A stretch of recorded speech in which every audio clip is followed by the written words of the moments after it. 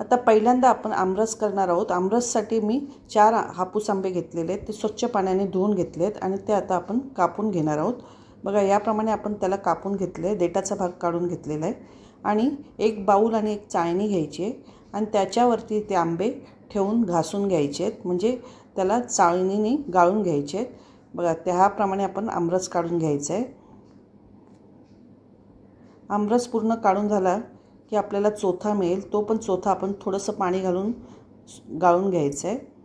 बघा याप्रमाणे आपण सगळे आंबे गाळून घेणार आहोत, पूर्ण आंब्याचा रस निघालेला आहे। याप्रमाणे आमरस आपण तयार करून घेतलेला आहे। त्याच्यामध्ये 4 टेबलस्पून मी साखर घालून घेतलेली आहे, म्हणजे आपल्याला गोडसरपणा येईल आंब्याला। कधी कधी आंबा आंबट असतो, त्यामुळे आपण साखर थोडीशी घालून घेतली आहे। आणि आता मी पुऱ्यांसाठी तयारी करते। पुऱ्यांसाठी मी पाव बाऊल रवा घेतलेला आहे, बारीक रवा आहे आणि तो पाण्यामध्ये थोडा 15 मिनटं मी भिजत घालणार आहे, थोडा वेळ भिजत घालणार आहे 15 मिनटं। आणि त्याच्यामध्ये नंतर मी बटाटा, उकडलेला बटाटा एक घेतला आहे, मोठा बटाटा आहे, तो मी किसून घेणार आहे आणि तो त्या रव्यामध्ये मिक्स करून घेणार आहे।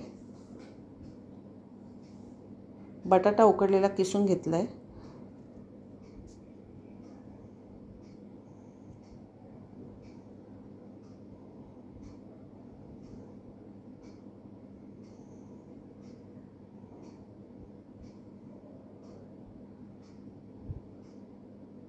आता त्यामध्ये मी गव्हाचं पीठ टाकणार आहे, 2 बाऊल मी गव्हाचं पीठ टाकलं आहे आणि ते सर्व मिक्स करून घेत आहे। बटाटा, रवा आणि गव्हाचं पीठ। रवा आपला 15 मिनटं भिजलेला होता। बघा याप्रमाणे मिक्स करून घेतलं आहे। आता मी त्याच्यामध्ये 3 चमचे बेसन घालून घेतलं आहे आणि चिली फ्लेक्स घेतले आहेत 2 चमचे। तिखट आपल्याला जसं पाहिजे तसं करा। आणि मीठ आणि तीळ घालून घेतलेत, ओवा घालून घेतला आहे आणि आमचूर पावडर घातली आहे 1 टीस्पून आणि जिरं पूड घातलेली आहे 1 टीस्पून। आता मी हे सर्व मिक्स करून घेणार आहे। त्यामध्ये कसुरी मेथी चुरून घातलेली आहे, आधी कोथिंबीर बारीक करून टाकलेली आहे। हे सर्व जिन्नस आपण मिक्स करून घेऊया आणि आपल्याला घट्टसर गोळा त्याचा तयार करायचा आहे। आधी आपण सगळं मिक्स करून घेऊया।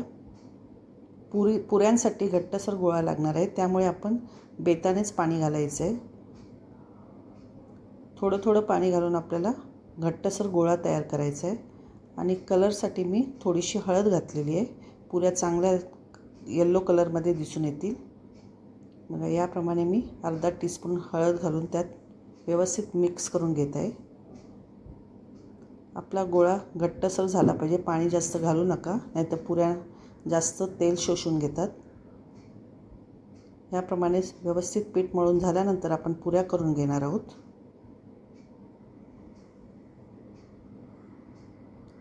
आता आपण पिठाचा एक गोळा तयार करून घेत आहे, मीडियम आकाराचा गोळा आहे आणि तो आपण जास्त पातळ नाही जास्त जाड नाही असं लाटून घ्यायचं आहे।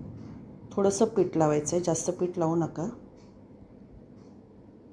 घट्टसर गोळा असल्यामुळे आपल्याला जास्त पिठाची गरज लागणार नाही।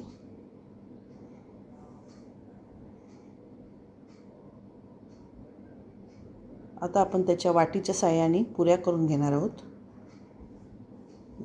जास्त पातळही करायच्या नाही, जास्त जाडही करायच्या नाहीत। याप्रमाणे आपल्याला पुऱ्या करून घ्यायच्या आहेत। अशा आपण सगळ्या पिठाच्या गोळ्याच्या पुऱ्या करून घेणार आहोत।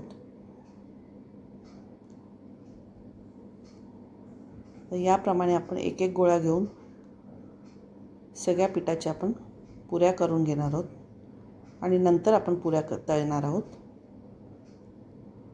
कारण पुऱ्या आपल्याला मीडियम टू हाय फ्लेममध्येच तळायच्या आहेत, स्लो गॅसवर तळायच्या नाहीत, त्यामुळे आपण पुऱ्या आधी करून घेत आहोत।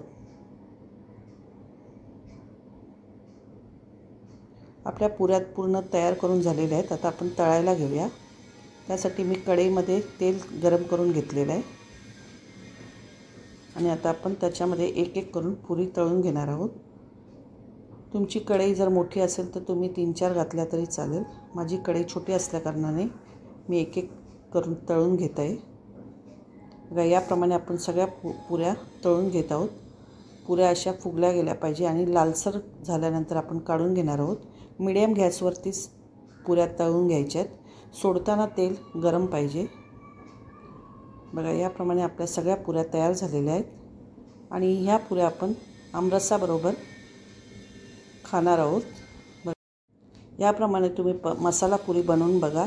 खूप छान लागतात आमरसाबरोबर आणि एन्जॉय करा. मला ही आमरस पुरी तुम्हाला कशी वाटली ही तुम्ही कमेंट करून नक्की मला सांगा. आणि जर आवडली असेल तर प्लीज मला लाईक शेअर सबस्क्राईब करा.